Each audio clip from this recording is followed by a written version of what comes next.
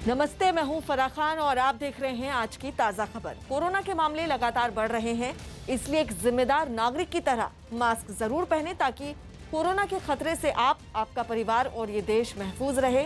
लोग मास्क पहनने को लेकर जागरूक हो, इसके लिए न्यूज 18 ने एक मुहिम भी शुरू की है जिसका नाम है #मास्क पहनो इंडिया, क्योंकि हर भारतवासी का आज एक ही संकल्प है, कोरोना को हराना है और देश को बचाना है। चलिए आगे बढ़ते हैं। गुवाहाटी में आज असम का मुख्यमंत्री चुनने के लिए बीजेपी विधायक दल की बैठक होगी। बैठक दोपहर 12 बजे होगी, जिसमें राज्य के अगले मुख्यमंत्री का चुनाव होगा। बैठक में केंद्रीय मंत्री नरेंद्र सिंह तोमर, BL संतोष और वरिष्ठ नेता भी मौजूद रहेंगे। इससे पहले शनिवार को बीजेपी के केंद्रीय नेताओं ने असम में नई सरकार के नेतृत्व के मुद्दे पर राज्य के कार्यवाहक मुख्यमंत्री सर्बानंद सोनोवाल और वरिष्ठ मंत्री हेमंत बिस्वा शर्मा के साथ विचार विमर्श किया। बीजेपी अध्यक्ष JP नड्डा के घर पर हुई इस बैठक में केंद्रीय गृह मंत्री अमित शाह और पार्टी महासचिव BL संतोष ने भी हिस्सा लिया।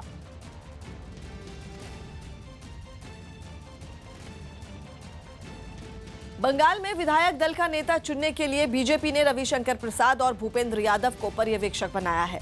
बंगाल में पार्टी विधायक दल के नेता के चुनाव के लिए केंद्रीय पर्यवेक्षक के तौर पर केंद्रीय कानून मंत्री रविशंकर प्रसाद और राष्ट्रीय महामंत्री भूपेंद्र यादव को जिम्मेदारी दी गई है, जिसके बाद दोनों नेता बंगाल बीजेपी विधायक दल की बैठक के लिए पर्यवेक्षक के तौर पर कोलकाता जाएंगे।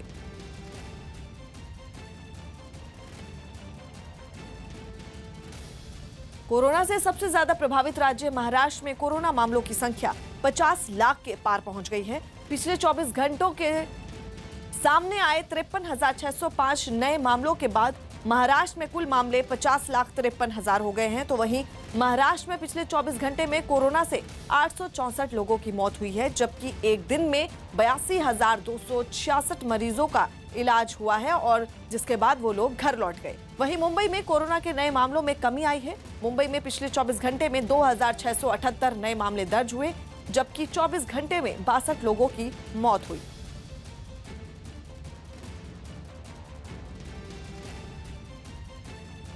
देश में विकराल रूप धारण करती जा रही महामारी के इस दौर में हर इंसान घबराया हुआ है। न्यूज 18 इंडिया महामारी के इस दौर में कोरोना और इसके गंभीर खतरों से बचाव के लिए सबसे जरूरी जानकारी बहुत आसान भाषा में आपको समझाएगा।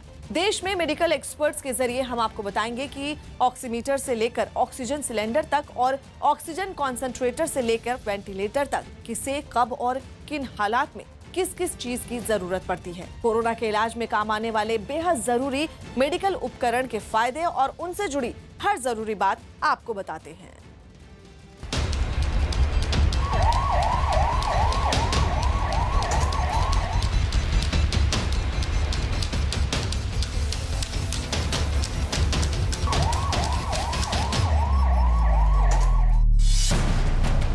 देश के अस्पतालों से भयावह तस्वीरें सामने आ रही हैं। शहर शहर दवाओं की दुकान पर भीड़ लगी है।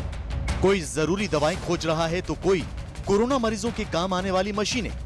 देश में ऑक्सीमीटर, ऑक्सीजन सिलेंडर से लेकर वेंटिलेटर जैसे शब्द आम और खास की जुबान से सुनने को मिल रहे हैं। एक्चुअली मैं बहुत परेशान हूँ। इस टाइम पे ऑक्सीजन, पहले से ऑक्सीजन सिलेंडर नहीं मिलते हैं, फिर सिलेंडरों की इतनी ज़्यादा पैसे मांगे जाते हैं कि हम लोग अफोर्ड नहीं कर पाते हैं। लूटा नहीं जा रहा, बहुत ज्यादा लूटा जा रहा है। कितने देर का वेटिंग है? कल रात से। कल रात से आप लोग? कल रात से सर। आप लोग अस्पताल से? आप लोग अपने पेशेंट के लिए कि अस्पताल से? अपने पेशेंट के। आज न्यूज 18 इंडिया आपको दिखाने जा रहा है कोरोना मरीजों के काम आने वाले खास उपकरण और इन्हें इस्तेमाल करने के आसान तरीके बता रहे हैं देश के मशहूर डॉक्टर।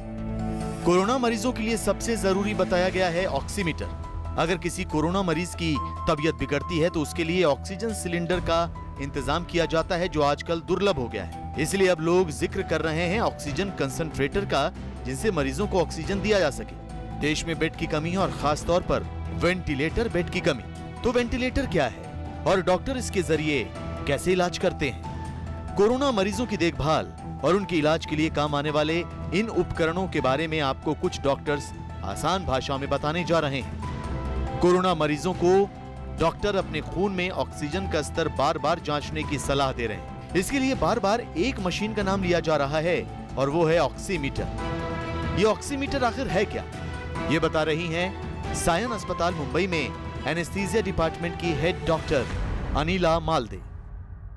देखो, ऑक्सीमीटर जो है वो अपने बॉडी के टिश्यूज में, यानी कि अभी आप उंगली डालोगे तो उंगली में यहाँ कितना ऑक्सीजन का प्रमाण है वो मेजर करता है। अभी नॉर्मल एक आदमी है तो उसके सैचुरेशन जो है, यानी कि हीमोग्लोबिन में कितना ऑक्सीजन परसेंटेज भरा है, तो नॉर्मली 100% सैचुरेशन होना चाहिए, 100% ये होना चाहिए। कोरोना से फेफड़ों पर बुरा असर पड़ता है और सांस लेने में दिक्कत होती है। सांस लेने में दिक्कत होती है तो हमारे शरीर में ऑक्सीजन का स्तर घट जाता है। ये छोटी सी मशीन बड़े काम की है, क्योंकि ये समय रहते बता देती है कि हमें कब डॉक्टर से संपर्क करना है। तो अब आसान भाषा में समझिए ये काम कैसे करती है। देखिए, छोटी सी डिवाइस है, इसको हम बोलते हैं पल्स ऑक्सीमीटर। बहुत काम की डिवाइस है और कोरोना के पेशेंट के लिए बहुत लाभदायक है। जिनको कोरोना है अपने घर में छोटी सी डिवाइस को रखें, बड़े आसानी से केमिस्ट को मिल जाता है। ये आपका ऑक्सीजन लेवल चेक करता है, जिससे हमें मालूम पड़ता है कि आप ज़्यादा बीमार तो नहीं है। अगर आपका लेवल इस मशीन के अंदर 93 या उसके कम आता है तो आपको तुरंत अस्पताल जाना है या डॉक्टर से संपर्क करना है। मैं आपको बताता हूँ इसका इस्तेमाल कैसे करते हैं। छोटी सी मशीन है, इसको ऐसे खोलेंगे, अपने फिंगर को डालेंगे और यहाँ से इसको बटन दबा के ऑन कर देंगे। अब देखिए, इसमें 2 फिगर आ रही हैं। ऊपर वाला आपको जो दिखा रहा है वो ऑक्सीजन लेवल दिखाएगा। ये देखिए, मेरा 99 आ रहा है, जिसका मतलब मैं परफेक्टली ठीक हूँ। नीचे मेरा हार्ट रेट 68 आ रहा है। तो आपको इसको इस्तेमाल करना, अगर ये लेवल ऊपर वाला आपका 93 या इसके नीचे आता है, इसका मतलब आपकी तबीयत बिगड़ रही है और आपको अस्पताल में या डॉक्टर को संपर्क करना है। कोई भी फिंगर यूज कर सकते हैं। हाँ, इसमें कोई भी फिंगर इस्तेमाल कर सकते हैं, फर्क नहीं पड़ता, बहुत सिग्निफिकेंट। पर ये बहुत ही यूजफुल डिवाइस है, आपके घर में जरूर होनी चाहिए। और इसको सब लगाने का तरीका यही है, उंगली ऐसे रखनी है। हाँ, बस ऐसे करके, कोई मुश्किल काम नहीं, आप किसी भी फिंगर में लगा लें। ये सैचुरेशन की लेवल दिखा देगा। ये थोड़ा बहुत 1-8 डिग्री का वेरिएशन हो सकता है, पर अदरवाइज बहुत एक्यूरेट होता है ये, और ये प्रैक्टिकल लाइफ सेविंग है कोरोना के टाइम में। जैसे कि दिल्ली मेडिकल काउंसिल के अध्यक्ष डॉक्टर अरुण गुप्ता ने बताया कि ऑक्सीमीटर अगर खून में ऑक्सीजन का स्तर 93 से कम बताता है तो डॉक्टर से संपर्क करें। डॉक्टर की सलाह पर ही इस समय कोरोना मरीजों को घर पर ऑक्सीजन दी जा रही है। अभी जबकि प्रमाण 96 से कम हो जाता है, 92, 90 होता है, तो एक डेंजर सिग्नल यानी एक वार्निंग मिलता है कि नहीं, इसका ऑक्सीजन कम हो रहा है, अभी कुछ उसको एक्शन लेनी चाहिए, उसको ऑक्सीजन देना चाहिए। फिर सपोज कोई मरीज का सैचुरेशन हमेशा 94 रहता है, उसको हम 6 मिनट चलने को बोलेंगे और 6 मिनट चलने के बाद उसका फिर से हम लोग फिंगर पल्स ऑक्सीमीटर से सैचुरेशन मेजर करते हैं और वो काफी कम हो गया है। इनिशियल 94 था और बाद में वो आ गया 88, तो यानी कि मींस 3-4% से वो कम हो गया, यानी कि ये आदमी भी अभी बॉर्डर लाइन स्टेज में है, उसको भी हमको ऑक्सीजन देना जरूरी हो जाता है। जिन मरीजों के खून में ऑक्सीजन की कमी है उन्हें ऑक्सीजन देने के लिए इस्तेमाल हो रहा है ऑक्सीजन सिलेंडर। ऑक्सीजन सिलेंडर के लिए लंबी लंबी कतारें लगी। लोग जूझ कर अपनों के लिए ऑक्सीजन का बंदोबस्त कर रहे हैं और घर पर ही ऑक्सीजन दे रहे हैं, लेकिन सिलेंडर को प्रयोग करने में सावधानी बहुत बरतनी पड़ती। दरअसल सिलेंडर में ऑक्सीजन गैस का हाई प्रेशर यानी उच्च दबाव होता है। ऑक्सीजन आग भड़काने में मददगार होती है, इसलिए इस सिलेंडर को गर्म चीजों और आग से दूर रखना चाहिए। जिस कमरे में मरीज को ऑक्सीजन दी जा रही है उस कमरे में माचिस, धूप बत्ती, अगरबत्ती जैसी कोई चीज ना जलाएं। साथ ही ध्यान रखें कि मरीज को उतनी ही ऑक्सीजन दें जितनी डॉक्टर ने बताई। ज्यादा ऑक्सीजन घातक हो सकती है। ऑक्सीजन सिलेंडर उन्हीं मरीजों के लिए जरूरी होता है जिनको ज्यादा ऑक्सीजन की जरूरत होती है। डिपेंडेंट नहीं है, पर इसकी लिमिटेशन ये है ऑक्सीजन कॉन्सेंट्रेटर की, एक बहुत ज्यादा नहीं प्रोड्यूस करता ऑक्सीजन। अगर 5 लीटर या कुछ मशीनें 10 लीटर तक देती हैं, पर आपको किसी को बहुत ज्यादा ऑक्सीजन चाहिए 15, 20, 50 लीटर, तो फिर आप कॉन्सेंट्रेटर नहीं ऑक्सीजन सिलेंडर यूज करने पड़ते हैं। जैसे कि डॉक्टर अरुण गुप्ता ने बताया कि जिन कोरोना मरीजों को ज्यादा ऑक्सीजन की जरूरत है उनके लिए ही सिलेंडर जरूरी होता है, सबको इसकी जरूरत नहीं होती। तो फिर जिन्हें कम ऑक्सीजन की जरूरत है उनके लिए क्या किया जा सकता है? आजकल नया शब्द सुनने को मिल रहा है, यह है ऑक्सीजन कंसंट्रेटर। तो ये आखिर क्या है? ये जो ऑक्सीजन कंसंट्रेटर है वो क्या करता है कि हवा में से अपनी एयर खींचता है। एयर यानी क्या होता है? नाइट्रोजन। अपने को बेसिक सबको पता है, स्कूल में भी सिखाया जाता है। ऑलमोस्ट करीब करीब 78% नाइट्रोजन होता है, 21% ऑक्सीजन होता है और बाकी के 1% में बाकी के जो भी है कार्बन डाइऑक्साइड वगैरह और ट्रेस गैसेस रहते हैं। तो ऑक्सीजन कॉन्सेंट्रेटर जो है वो एक टेक्नोलॉजी होती है, उसमें एक सीव होती है जियोलाइट की, और वो क्या कर लेता है कि वो नाइट्रोजन जो है वो खींच लेता है अपनी सीव में। ओके, नाइट्रोजन खींच लेगा तो रहा क्या? ऑक्सीजन। तो वो ऑक्सीजन को कॉन्सेंट्रेट करके अपने को दे पाता है। ऑक्सीजन कंसंट्रेटर उतने प्रेशर से ऑक्सीजन नहीं फेंकता, तो हम जनरली ऑक्सीजन कंसंट्रेटर उन लोग को देते हैं जो हमारे अस्पताल से डिस्चार्ज होके जाते हैं, जिनको कोविड बीमारी ख़त्म हो गई होती है। उसके बाद 1-2 लीटर का ऑक्सीजन का ज़रूरत होता है, जिससे वो घर पे 1-2 लीटर पे रहें और उनका ऑक्सीजन उस पर ऑक्सीजन ठीक आ जाता है शरीर में। ऑक्सीजन कंसंट्रेटर अगर आप घर पे यूज़ कर रहे हैं तो आप डॉक्टर से ज़रूर पूछें, क्योंकि अगर इसको बीमारी के स्टार्टिंग में ले रहे हैं आप, तो ऑक्सीजन कंसंट्रेटर से आप थोड़े टाइम के लिए तो आप अपने मरीज़ को घर पे रख लेंगे, बट आगे आपको डॉक्टर का ज़रूरत पड़ेगा, अस्पताल में जाना पड़ेगा। ऑक्सीजन कंसंट्रेटर काम कैसे करता है ये बता रहे हैं डॉक्टर अरुण गुप्ता।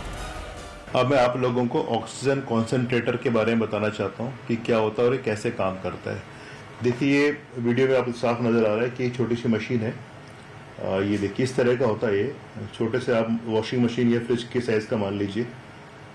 इसको ये बिजली के थ्रू चलता है और इसकी सबसे अच्छी बात यह है कि इसमें ऑक्सीजन को रीफिल नहीं करना पड़ता। ये एटमॉस्फेरिक एयर से ऑक्सीजन निकाल करके पेशेंट को देता है।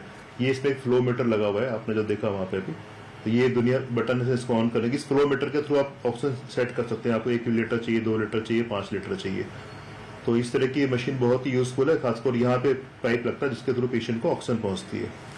तो ये मशीन बहुत ही यूज़फुल है और खासकर कोरोना के पेशेंट में जिनकी मेन रिक्वायरमेंट ऑक्सीजन की है और इस समय ऑक्सीजन की कमी चल रही है, सिलेंडर्स को भरवाना बहुत मुश्किल है। तो इस तरह के कॉन्सेंट्रेटर्स इंडिविजुअल लेवल पे और सरकार के लेवल पे भी दिल्ली में मंगवाए जा रहे हैं और दुनिया अपने सेंटर्स में इसको इस्तेमाल किया जा रहा है।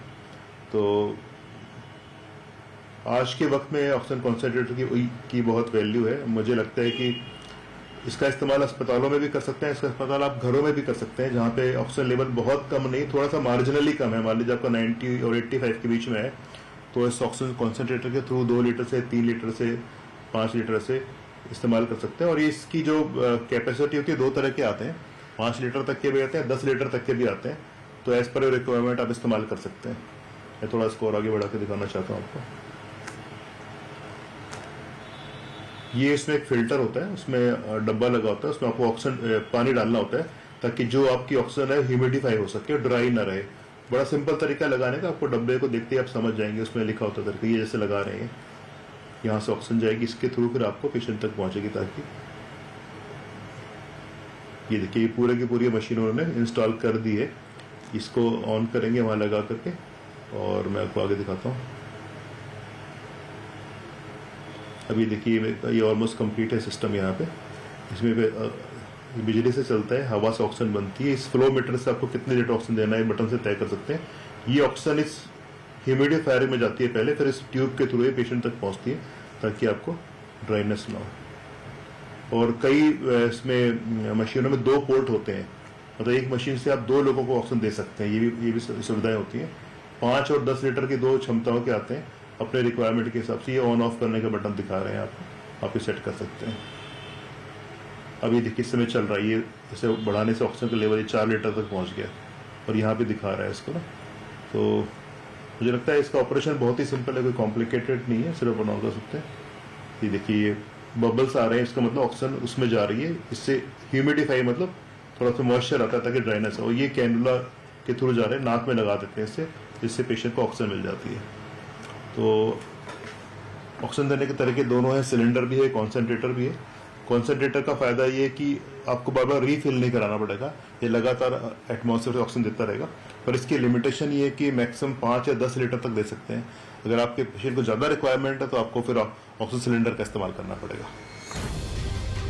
ऑक्सीजन कंसंट्रेटर वो मशीन है जिसके जरिए उन मरीजों को ऑक्सीजन सप्लाई की जा सकती है जिन्हें ज्यादा मात्रा में ऑक्सीजन नहीं चाहिए, लेकिन इसके लिए भी डॉक्टर की सलाह जरूरी है। ये जो चीज़ है ये अस्पताल में यूज़ हो या किसी डॉक्टर से सलाह लेने के बाद यूज़ हो तो ज़्यादा बेहतर है, क्योंकि ऑक्सीजन लेवल शरीर में बदलता रहता है।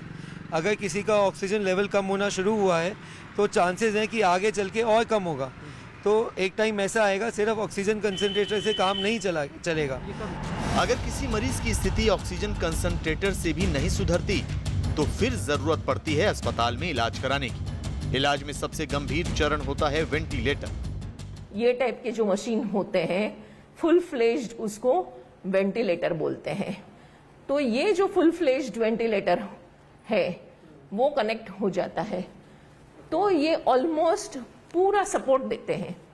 जब तक फुफ्से गंभीर परिस्थिति में से बाहर न आए तब तक वो मशीन उसको सपोर्ट देता रहता है। समझे आप? तो इसमें क्या है, इसमें भी ये जो वेंटिलेटर्स होते हैं वो काफी सोफिस्टिकेटेड होते हैं। उसमें पेशेंट को जितना सपोर्ट चाहिए उतना सपोर्ट हम एडजस्ट कर सकते हैं। तो वेंटिलेटर एक ऐसी मशीन है जो प्रेशर से हवा फेंकती है। एक टाइम आता है कोविड की बीमारी में जब सिर्फ ऑक्सीजन से काम नहीं चलता, फेफड़े कमज़ोर हो जाते हैं और जो सांस लेने की जो मसल्स हैं वो कमज़ोर हो जाती है। तो उसमें ऑक्सीजन तो देनी पड़ती है बट उसके साथ साथ प्रेशर भी लगाना पड़ता है जिससे वो ऑक्सीजन फेफड़ों तक पहुंच जाए अच्छे से। तो इस टाइम हमें वेंटिलेटर काम आता है और वेंटिलेटर लगाना पड़ता है। जब ऑक्सीजन से काम नहीं चलता तो हम वेंटिलेटर लगाते हैं जो फेफड़ों को खोल देते हैं और उसमें ऑक्सीजन का एक्सचेंज आराम से अच्छी तरह हो पाता है। वेंटिलेटर भी अलग अलग तरह के होते हैं और मरीज की स्थिति के हिसाब से इस्तेमाल किए जाते हैं। देखिए, जब कोरोना के पेशेंट की तबीयत बहुत ज़्यादा ख़राब हो जाती है और नॉर्मल तरीके से ऑक्सीजन देने से बात नहीं बनती तो कई बार हमें मैकेनिकल वेंटिलेटर्स का इस्तेमाल करना पड़ता है। मैकेनिकल वेंटिलेटर्स एक तरह की मशीनें होती हैं जो सांस लेने में हेल्प करते हैं और शरीर में ऑक्सीजन जाने में हेल्प करते हैं। मैं आपको शॉर्ट में बताना चाहूँगा कि वेंटिलेटर क्या होता है और कैसे काम करते हैं। देखिए, ज़्यादातर मरीजों को तो माइल्ड ऑक्सीजन से काम बन जाता है। बहुत कुछ लोगों को वहाँ तक पहुँचते हैं जहाँ की वेंटिलेटर की रिक्वायरमेंट होती है। और वेंटिलेटर बेसिकली क्या होता है कि जब हम सांस लेते हैं तो हवा से के थ्रू ऑक्सीजन हमारे फेफड़ों में पहुँचती है और फेफड़ों में पहुँच करके वो हमारे फेफड़ों के थ्रू हमारी ब्लड वेसल्स में जाती है जहाँ से ऑक्सीजन पूरे शरीर के हिस्सों में पहुँचती है जहाँ ये पहुँचनी चाहिए। जैसे हमारे फेफड़े हैं, ये ऊपर से ट्रेकिया जिसके थ्रू हवा आती है। तो आप एटमॉस्फेयर से ब्रीथ करेंगे तो ट्रेकिया के थ्रू ये दोनों लंग्स में हवा पहुंचेगी और लंग्स में जाने के बाद छोटे छोटे वेसल्स होती हैं, छोटी एल्वोलाइज होती हैं। ये देखिए वेसल्स हैं, ये देखिए किस तरह से हवा अंदर जा रही है और हवा जा करके ये दोनों ये पतले पतले पाइप्स होते हैं जिनको हम ट्रेकिया और ब्रोंकियोल्स कहते हैं। इसके थ्रू आखिरी में जा करके इस तरह की पतली पतली ट्यूब्स बन जाती हैं। इनको एल्वुलर सैक कहते हैं।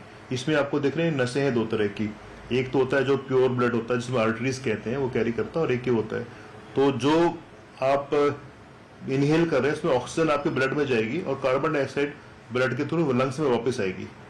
और जब आप सांस को वापस छोड़ेंगे तो वो हवा जिसमें ऑक्सीजन कम है पर कार्बन डाइऑक्साइड ज्यादा वो बाहर चली गई। ये सर्कल चलता रहता है बार बार, ये ऑक्सीजन अंदर जाती है और कार्बन डाइऑक्साइड बाहर आती है, ऐसे हम ब्रीथ करते हैं। पर कोरोना के पेशेंट में क्या होता है, आखिरी में ये देखिए ये फ्लूइड भर जाता है जाकर के जहाँ पे हवा एक्सचेंज होनी चाहिए। अब इसके फ्लूइड भरने से ऑक्सीजन अंदर जा नहीं पाती और कार्बन डाइऑक्साइड निकल नहीं पाती, तो आप कहते हैं कि शरीर के अंदर ऑक्सीजन की कमी होगी। और वेंटिलेटर कैसे काम करते हैं? वेंटिलेटर एक तरह की मशीन होती है, देखिए मशीन है, हमने पेशेंट को अटैच कर दिया। वेंटिलेटर के थ्रू ये आखिरी में जाके, ये कई बार आप मैकेनिकली हाथ से भी इस्तेमाल कर सकते हैं दबा करके, पर ये मशीन वाला वेंटिलेटर है। इसके थ्रू ये ऑक्सीजन वाली एयर गई और पेशेंट के अंदर गई, पेशेंट ने ब्रीथ किया और कार्बन डाइऑक्साइड वाली बाहर आ गई। पहले ये वेंटिलेटर से निकल के एक छोटी ट्यूब होती है जो हम पेशेंट के गले में डालते हैं, उसके थ्रू लंग्स में जाती है। और ये थोड़ा टेक्निकल चीज़ें हैं कि पहले निकल के ह्यूमिडिफाई किया जाता है, उसको गर्म किया जाता है ताकि वो टेम्परेचर में पहुंचे। पर आप मेन बात समझने की है कि वेंटिलेटर एक ऐसी मशीन है जो आपके, अगर आपको सांस की दिक्कत है और आपके ऑक्सीजन की लेवल मेंटेन नहीं हो पा रहा तो मशीन के द्वारा प्रेशर से आपको ऑक्सीजन पहुंचाएंगे और जा करके आपके ब्लड में ऑक्सीजन लेवल मेंटेन करेगा। गंभीर कोरोना मरीजों के लिए वेंटिलेटर इस्तेमाल किया जाता है। कर्नाटक में कोरोना की बढ़ती रफ्तार ने लोगों में खौफ भर दिया है, क्योंकि पिछले 24 घंटे में 47,563 कोरोना के नए मरीज मिले हैं, जबकि इस दौरान कोरोना की वजह से 482 लोगों की मौत हो गई। राज्य में कोरोना के एक्टिव केस 5,48,000 के पार पहुंच चुके हैं और इसी के साथ राज्य में कोरोना के कुल मामले 18,86,000 हो गए हैं, जबकि पिछले 24 घंटे में 34,881 मरीजों को अस्पताल से छुट्टी मिल गई।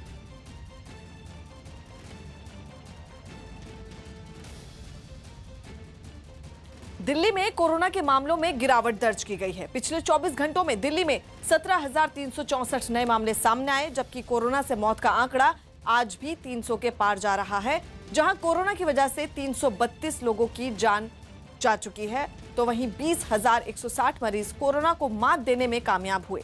दिल्ली में अब तक 12,03,253 मरीज ठीक हो चुके हैं और दिल्ली में कोरोना पॉजिटिविटी रेट भी गिरावट देखी गई है, जहां संक्रमण दर 23.34% रहा। ऐसे लोगों को देखकर शर्मिंदगी होती है जो लोग इंसान होकर भी महामारी के इस तरह मुनाफाखोरी में गिद्ध बने हुए हैं। इससे भी ज्यादा हैरान करने वाला सच ये है कि कोरोना से जुड़ी हर दवा, हर इंजेक्शन, मेडिकल संसाधन और छोटी बड़ी चीजें, सबकी सप्लाई चेन में रुकावट डाली गई है। ये कोरोना वायरस जीवी गिद्धों की साजिश है जो कालाबाजारी की सबसे बड़ी चेन बनकर बैठे हैं।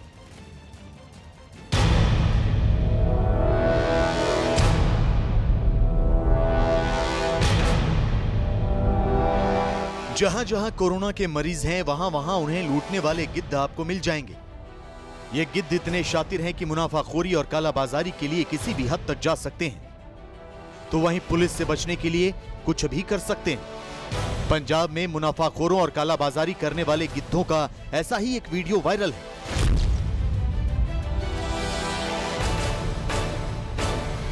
पंजाब के रोपड़ जिले में भाखड़ा डैम की नहर में रेमडेसिविर इंजेक्शन की जैसे बाढ़ आ गई।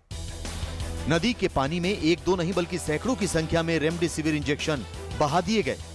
ये बताने की जरूरत नहीं कि एक एक रेमडेसिविर के लिए देश में कोरोना मरीज दिन रात तड़प रहे हैं। एक एक इंजेक्शन के लिए उनके परिवार के लोग भटक रहे हैं। रोपड़ जिले के सलेमपुर में कुछ लोगों ने जब नदी में रेमडेसिविर इंजेक्शन बहते हुए देखे तो फौरन पुलिस को सूचना दी, साथ ही वीडियो भी बनाया। पुलिस ने सैकड़ों की संख्या में नदी में बहते रेमडेसिविर इंजेक्शन बरामद किए। पुलिस के मुताबिक कालाबाजारियों ने इनकी जमाखोरी की होगी। बाद में जब रेमडेसिविर बेचने को लेकर प्रशासन की सख्ती बढ़ी तो कार्रवाई से बचने के लिए इन्हें नदी में बहा दिया। पुलिस ने नदी से बरामद किए गए रेमडेसिविर इंजेक्शन जांच के लिए भेज दिए ताकि पता लगाया जा सके कि ये असली है या नकली। इंजेक्शन की पैकिंग वाले बैच नंबर से ये मालूम करने की कोशिश हो रही है कि इतनी बड़ी मात्रा में रेमडेसिविर कहां से आए और किसने इनकी जमाखोरी की। दिल्ली में कोरोना का कहर बढ़ते ही कालाबाजारी करने वाले गिद्धों ने न केवल ऑक्सीजन सिलेंडर, ऑक्सीजन कंसंट्रेटर और रेमडेसिविर इंजेक्शन बल्कि ऑक्सीजन लेवल बताने वाले ऑक्सीमीटर की भी जमाखोरी शुरू कर दी है। इसलिए दवा की दुकानों पर ऑक्सीमीटर की भारी किल्लत हो गई। इस वक्त हम मौजूद हैं दिल्ली के आरएमएल अस्पताल के पीछे गोल मार्केट में, जहां पर कुछ सीरीज में आपको केमिस्ट शॉप्स नजर आएंगी। आज इन शॉप्स में चलते हैं और पूछते हैं कि क्या ऑक्सीमीटर की अवेलेबिलिटी यहां पर है और अगर है तो उनकी कीमत फिलहाल इन शॉप्स में क्या है। आइए। मेडिकल स्टोर वालों ने न्यूज 18 की टीम को बताया कि कैसे दिल्ली में कोरोना वायरस की दूसरी लहर शुरू होते ही जमाखोरों ने कालाबाजारी के लिए ऑक्सीमीटर की सप्लाई चेन को नुकसान पहुंचाया। इसी का नतीजा है कि जो ऑक्सीमीटर फरवरी तक 800 रुपए का मिल रहा था, अब वही 3,000 रुपए में मिल रहा है। ऑक्सीमीटर है, ऑक्सीमीटर क्या है अभी रेट क्या चल रहा है सर?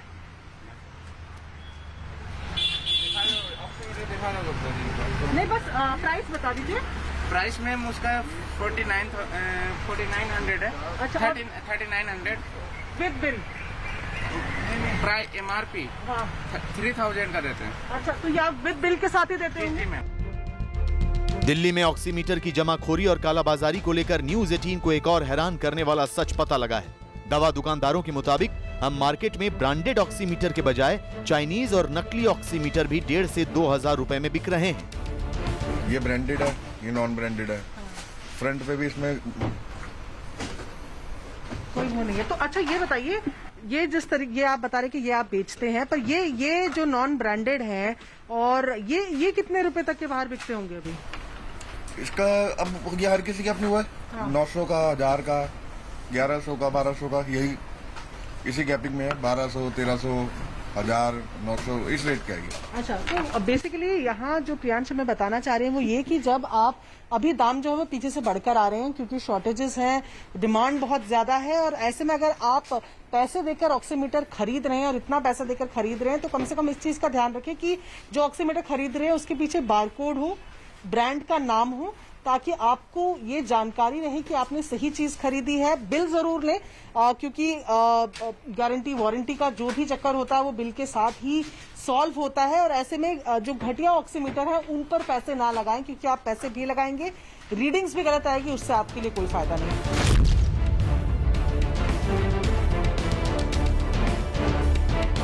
दिल्ली के सबसे बड़े मार्केट कनॉट प्लेस में मेडिकल स्टोर्स पर ऑक्सीमीटर की भारी किल्लत।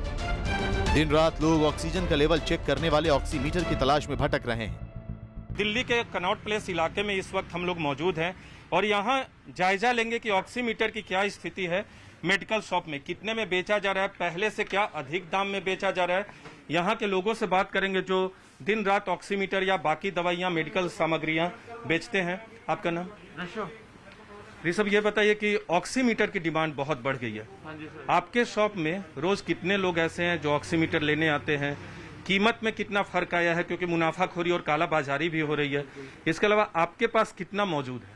सर अभी तो बहुत ऑक्सीमीटर की डिमांड है, अभी तो आ भी नहीं रहे हैं पीछे से, और हर रोज कस्टमर्स आते हैं, उनको हम पूरा मतलब नहीं कर पाते। दुकानदारों के मुताबिक कोरोना की दूसरी लहर के बाद ऑक्सीमीटर की डिमांड बढ़ गई, जिसके बाद सप्लाई चेन बिगड़ गई। इसकी वजह से 1000 वाला ऑक्सीमीटर 2200 रुपए में बिक रहा है। लेकिन इसकी कीमत में क्या फर्क आया है? सर ये पहले 1000-1200 तक का बेचते रहे, अब यही ऑक्सीमीटर 2200 रुपए का मिलता है, और वो भी पूरे कस्टमर्स कहते हैं कि जितने का भी आप दो। और आप लोग भी इसे बेचते हैं, तो जो फर्क आया है ये बताइए, क्या हर कंपनी की कीमतों में फर्क आया है? पहले की कीमत और अभी की कीमत में फर्क क्या आया है ऑक्सीमीटर के? पहले की कीमतों से अब की कीमतों में बहुत ज़्यादा फर्क है। पहले की हर कंपनी का अलग अलग रेट आता था, बट आज की डेट में कंपनी सेम रेट के अकॉर्डिंग चल रही है, कोई ज़्यादा फर्क नहीं है। बट ये है कि मिल जाता वही बहुत बड़ी बात है। कस्टमर इस टाइम बहुत डिमांड में इस टाइम। दिल्ली में जैसे जैसे कोरोना की रफ्तार बढ़ रही है वैसे वैसे मेडिकल स्टोर्स पर भीड़ भी बढ़ती जा रही है। कोरोना रिपोर्ट पॉजिटिव आते ही लोग ऑक्सीमीटर खरीदने लगते हैं।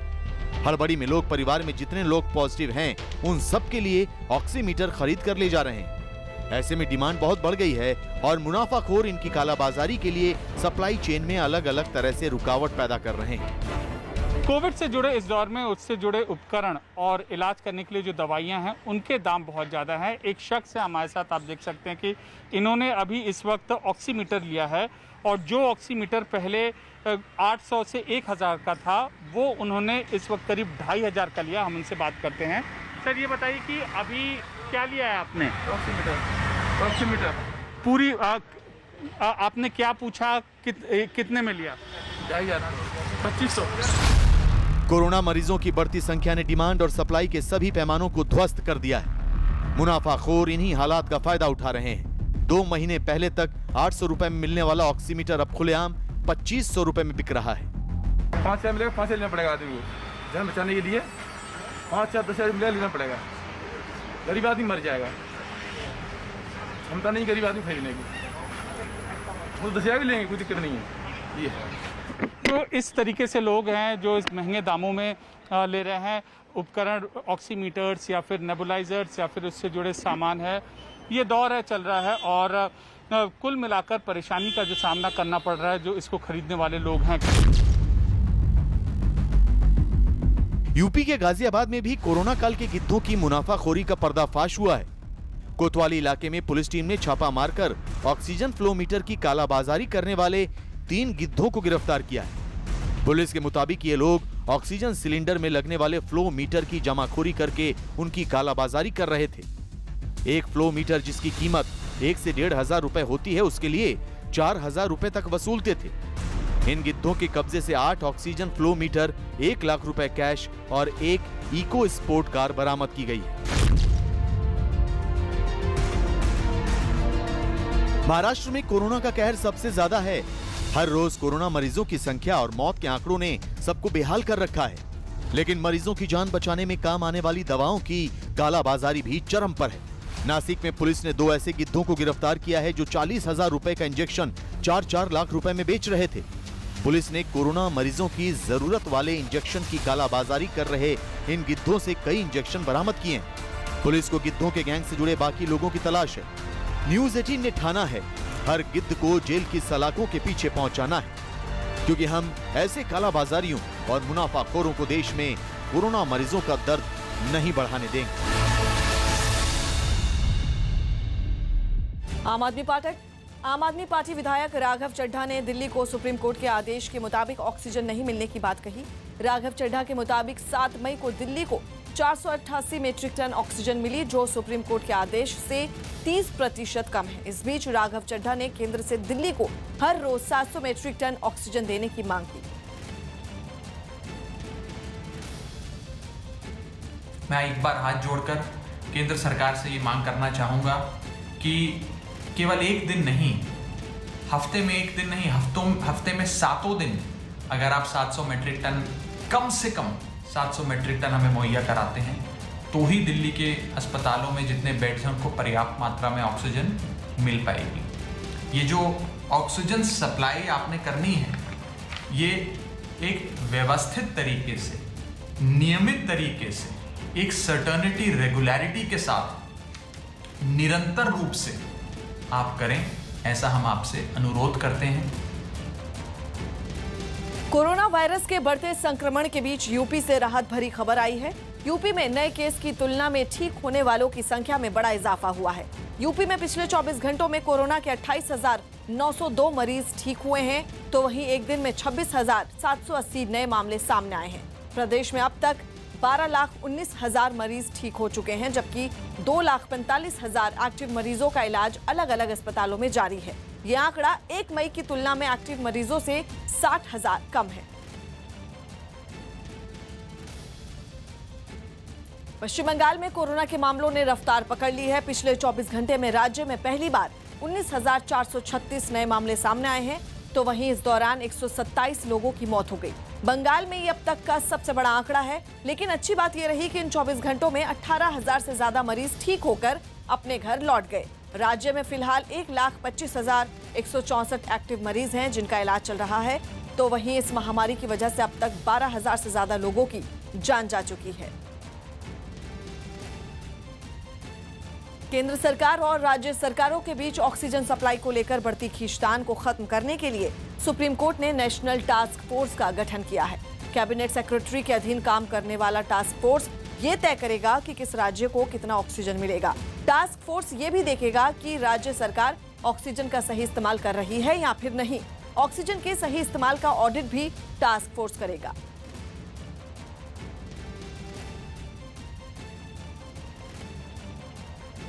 ऑक्सीजन की ढुलाई करने वाले टैंकरों और कंटेनरों को अब हाईवे पर टोल टैक्स नहीं देना होगा। सड़क परिवहन और राजमार्ग मंत्रालय ने यह फैसला लिया है।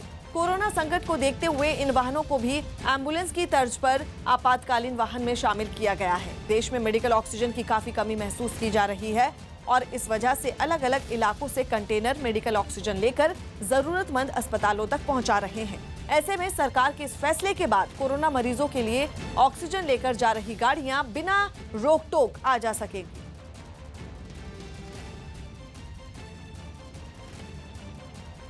यूरोपीय देशों ने कोरोना से पैदा हुए हालात में भारत की मदद का वादा किया। यूरोपीय यूनियन की बैठक में विशेष मेहमान के तौर पर पीएम मोदी भी शामिल हुए। प्रधानमंत्री मोदी वीडियो कॉन्फ्रेंसिंग के जरिए इस बैठक में शामिल हुए। बैठक में बेल्जियम के पीएम ने पीएम मोदी से गुजराती में केम छो कहा, जबकि फ्रांस ने भारत की तारीफ करते हुए कहा कि भारत ने दुनिया भर को मुश्किल समय में वैक्सीन दी। पीएम मोदी ने बैठक में शामिल देशों से वैक्सीन के मुद्दे पर सहयोग की अपील की। पीएम की अपील का तुरंत असर भी हुआ और यूरोपीय यूनियन के देशों ने भारत की मदद का भरोसा दिलाया।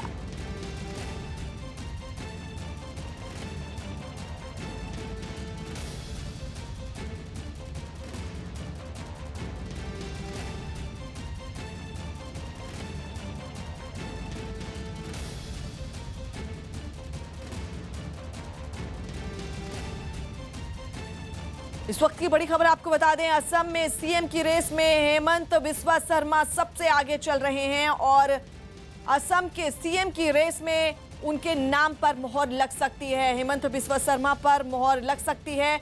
इस वक्त सीएम पद की दावेदारी के लिए उनका नाम सबसे ऊपर है। आज बीजेपी दल की विधायक बैठक है और गुवाहाटी में ये तय होगा कि असम का सीएम कौन होगा। सूत्रों के हवाले से हम आपको ये खबर दे रहे हैं कि सीएम की रेस में सबसे ऊपर हेमंत शर्मा बिस्वा चल रहे हैं। 4 बजे गवर्नर से भी मुलाकात है और सीएम रेस में हेमंत आगे चल रहे हैं।